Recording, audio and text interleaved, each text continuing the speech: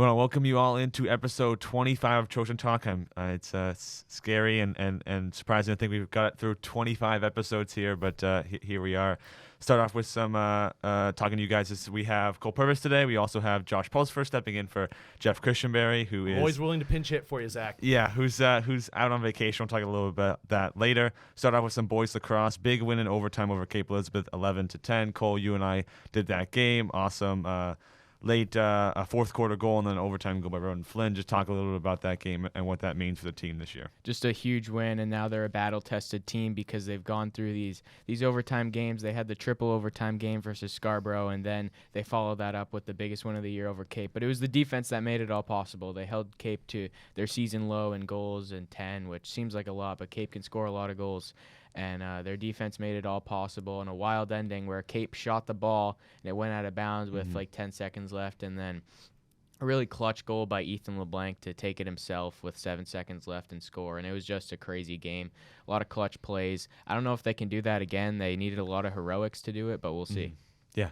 And Josh, this team, kind of Cape was kind of their enemy last year. They couldn't beat them, and then they lost them in the playoffs as well.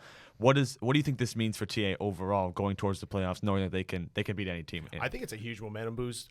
There looks like TA is probably going to be the number 2 seed going into the Class A South playoffs. Cape, even though losing to TA, is still going to retain that number 1 seed due to strength of schedule. Yeah. But I think for TA, it's a huge confidence booster. They've won their first battle, but as we like to say, they've won the battle but not the war. So it looks like Cape might have the upper hand when it comes to the Class A South final, if it comes to that point in a few short weeks. Yeah.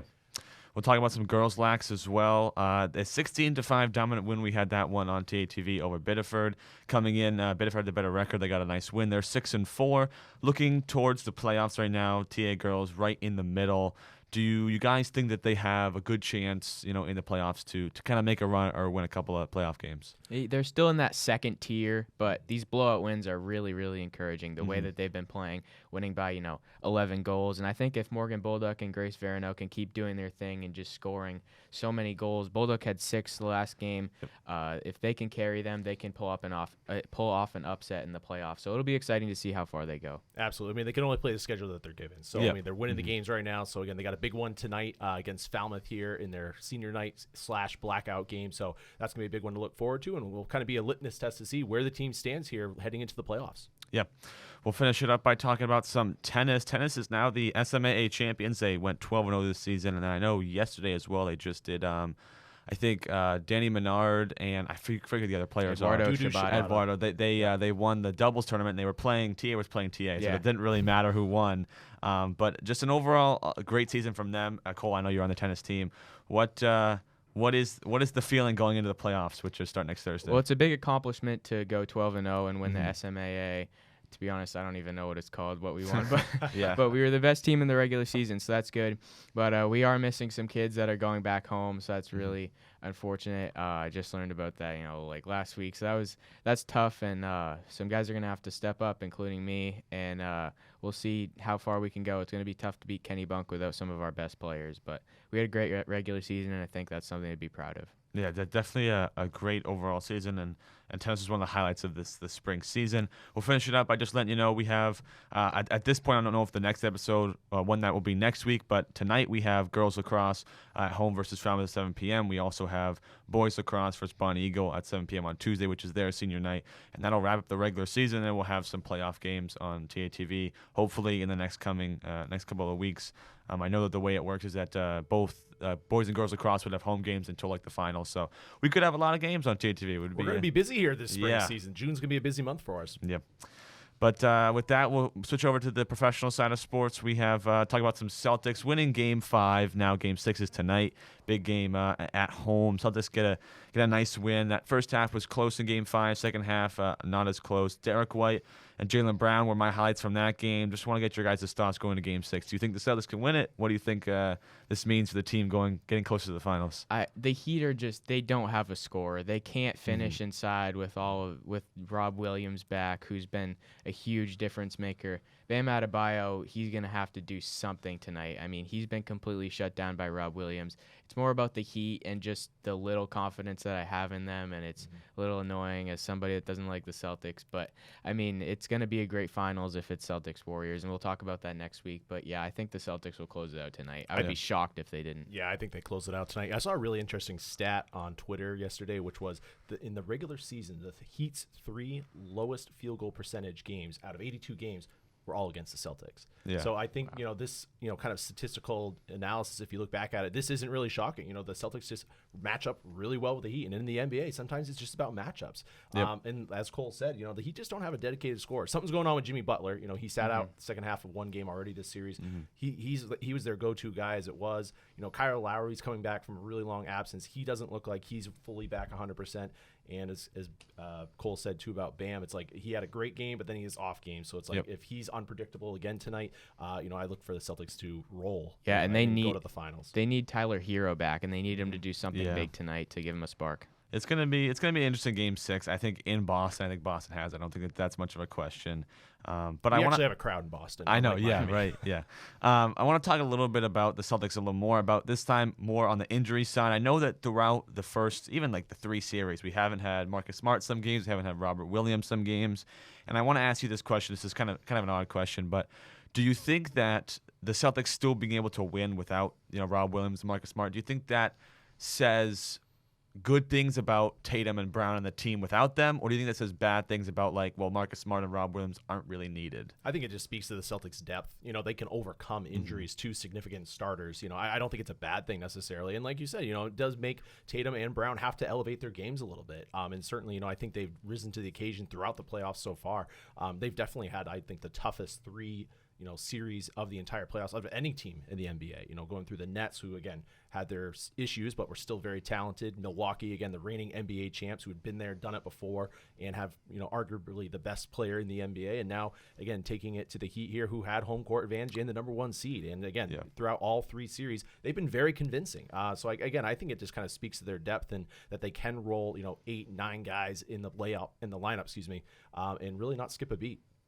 Yeah, I mean, Smart's definitely a key player, and he definitely makes them a whole lot better. But, yeah, I want to give credit to Jaylen Brown, who's been incredible this postseason, whether it's shooting, driving the ball. He's unstoppable when he gets downhill. He had a big dunk versus Miami. But, yeah, it's been Tatum and Brown leading the way, but Rob Williams has been so impressive, and I think they do have depth. That's definitely true, but they are so much better with Rob Williams out there. Absolutely. Yeah, Jaylen just needs to remember how to dribble the ball. Yeah. All right, we're going to talk about some hockey right now. The Panthers are swept by the Lightning, which was a surprise to a lot of people, calling it the President's Trophy curse. But the question I want to ask you guys is, I know that Tampa Bay is one of those sports dynasties. They're looking to get their 3rd championship in a row. I want to ask you, what would you guys consider a sports dynasty? I know that sometimes it's a few, series wins. Sometimes it's, they win 6 years in a row. Are there any sports dynasties that you think are better than others? In like they were good for 10 years, they're good for 20 years, something like that. I mean, for me, it's like I think a dynasty represents continued success, like you said.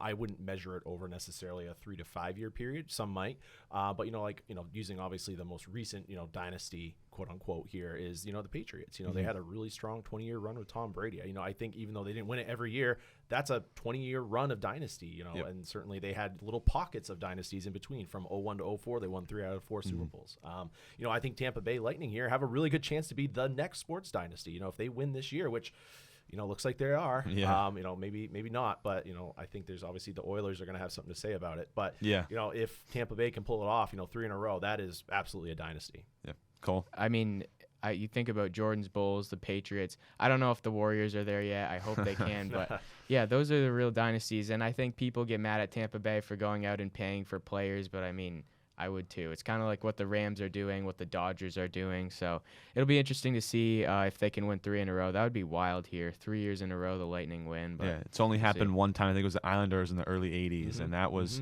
that team was good. But it's like it's one of those things that just doesn't happen a lot.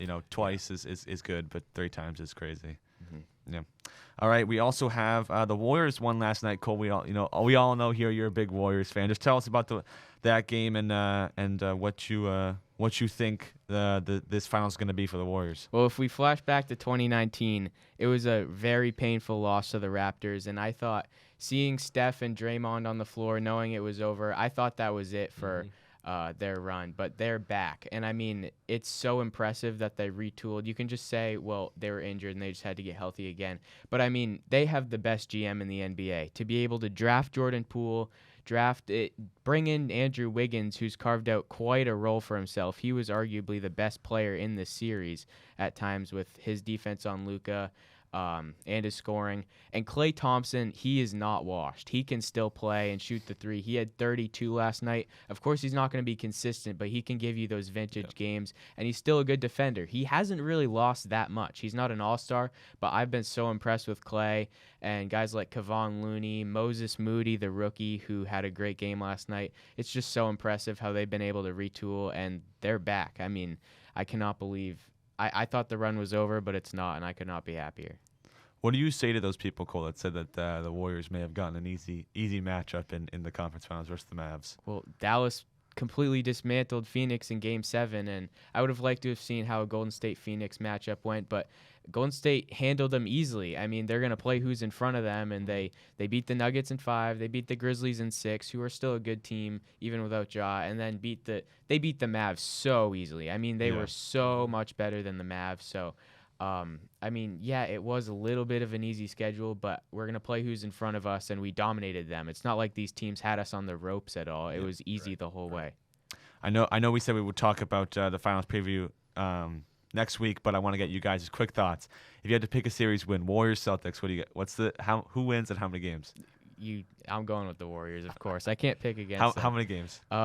6 or 7. I'll think about it. Okay. And I'll go Celtics in 7 because, again, Boston is going to have home court advantage in this. They are the higher seed. Will they? I thought no, they won't. The Warriors Warriors go is back it- and forth, Western Conference, Eastern Conference. No, the Warriors had the better regular season record. It's the so- record, it's yeah. It's the the record. See, there's something we could send to Adam Silver this summer. We got to fix that. Yeah. 'cause, I Warriors think- had the better record, though. I mean, they would have been the 1 seed in the East, or I think they had the exact same amount of wins as the Heat. But yeah, they're going to get home court. Fine, Celtics in 6. I amend my All right, statement. Celtics in 6. Great. All right. And we'll finish this one up before pick the winners. We're going to talk about the Red Sox. So terrible start to the season. I know that we've talked about them before. With they were like 1-4 to start the season, and it got really bad. 6-game winning streak. It got snapped last night to the White Sox, or last afternoon. But Trevor Story, 3 home runs in 1 game. He's really been looking a lot better. What do you think the Red Sox have to do to kind of push through this slump and get some wins on their sheet? Last podcast I was on with you guys, I said Trevor Story could lead the league in doubles. Now, I want you guys to think about this for a second with Story. He had a slow start in the regular season, but he did not play in spring training. Yep. He did not play. So, again, I think of that first month as like his spring training. He was getting acclimated, whole new culture. That's a lot for a person to take in. So I think now that he's obviously gotten comfortable, he's adjusted, he's ready. He's warming up here with the warmer weather. Again, last night he had another home run, another 3-run bomb. They won 16-7. They're coming back to Fenway tonight. They've got tons of momentum. They're in a really good spot offensively. I think Story is really coming on, and again, he's going to have a really dominant rest of the season. I think he's primed for a huge season. The pitching staff's going to be the big question for the Sox. I think they've got some arms in AAA that they're going to call up sooner rather than later. I think Brian Bello, who's a starting pitcher, he's 21 years old. He is throwing gas down at Worcester right now. I mean, he's going to be called up by July 1st. They've got James Paxton is looking good now. Again, he's getting back in. He had some discomfort in his arm. He's coming back. Sale is throwing a BP, a simulated BP again today down in Fort Myers. So they've got some arms ready to go. It's like they don't have to make an mid-season acquisition at the pitching department. They've got guys primed in the minors and in extended spring training. So I think they're going to be fine at that front as long as they can avoid the injury bug right now. Yeah. Again, assuming they can all stay healthy, which is a huge if. They're looking really good. I think if you're an American League team right now, you're like, I do not want to play the Sox. That offense is clicking again. Their pitching staff is going to continue to evolve and improve as the season progresses. And again, a lot of these guys, if you go up and down the Red Sox lineup, they're all in their prime right now. This is a really dangerous lineup. I would not want to face if I was another American League team. Yeah, I hope you're right about the pitching, and it's just crazy to go from the disappointment at the beginning of the season. They were terrible. They were giving games away. They just kept blowing games. Were they like 12-20 at one point? Oh yeah. It they've ripped off. I think 9 out of their last 12 they've won, and they're just on a good streak. I mean, they're swinging well. They're seeing the pitches well. And again, it was funny. I saw a comment from the other night from the Chicago starter. I forget his name, but he was like, I think I was tipping pitches. Like, they've literally got people in their heads thinking like they're tipping pitches because they're hitting the ball that well. Yeah. So that's a really good sign. Yeah, I think they have depth too. They have a lot of the one thing I saw when they were losing a lot of games, they were moving a lot of guys in to see what that lineup was going to be like. But it's good to have all those guys are playing. There's no injuries right now, not a lot of injuries, so it's looking good. But I mean, I don't know. They're in probably one of the toughest divisions. Yeah. Which it's the worst thing to have in a year like this when you started so poorly. But we got a lot of games left. There's 162. 162. For a reason. We're only like 40 in, so we got a whole season to go here. We got 3/4 to go. Yep. All right, we're gonna finish up this episode with the pick the winners this week. Josh, you'll take Jeff's spot. Only 4 games this week because there's not a lot of action left. We'll start it off with tonight. We have the Colorado Avalanche at the St. Louis Blues. Avalanche are up 3-2 in the series. It's at St. Louis. Who do you have for that game? I'm going to go Colorado. I know there's some bad blood between the teams right now, but, I think Colorado is going to take care of business. I'll go with St. Louis. All right, so Cole's just trying to go against us. I'm going to stick with the Avs. I'm a big Nathan McKinnon guy. I think they're going to win in St. Louis tonight. All right, obviously the big one, Heat at the Celtics tonight. Who you guys got? Celtics by 20. I don't know if we can do that, but we'll give. I'm putting in. Yeah, we'll do +-2 here. Plus minus for extra points. All right, and then we also have coming up. We have the Game 6, the Carolina Hurricanes at the New York Rangers. This will be on Saturday. The Rangers could not win in Carolina last night. They're going home with Carolina looking to finish off that series. Who you guys got? I'm going to stick with Carolina. I know you got some Ranger blood in your family there, Zach, but I'm going to say Carolina pulls it out. Me too, Carolina. I'm going to say Rangers. I just feel like this whole home and away thing has just been killing the Hurricanes. And then finally, so this one we'll give a little shout out to Jeff Christianberry. He's headed over to Paris to watch the Champions League final, Liverpool versus Real Madrid. We have this one on our list here, and he told us that if we picked Real Madrid, we wouldn't be on the podcast anymore. So he did say that. He did say that. So I am going to stay with Liverpool winning this game. But I think truthfully, I think Liverpool is a better team than Real Madrid. I think they'll win a game like this. So I'm going to pick Liverpool. What do you guys got? Oh, I've got Liverpool too. I think they'll not dominate, but I bet you'll be like 2-1. Yep. I know zero about soccer. I kind of want to pick Real Madrid. See, but what will Jeff? Well, it's good having you as a host. We'll see. Yeah, it's good to be here. We'll find a new person for you next year. No, I'll pick Liverpool. I'll make him happy. So what'd be really funny is if they don't win and Jeff comes back and he just doesn't want to do the podcast anymore because he won't talk so about upset. it if he comes. He went to Paris. He flew halfway around the world for this game. Yeah. They better win. Yeah, that would be fun.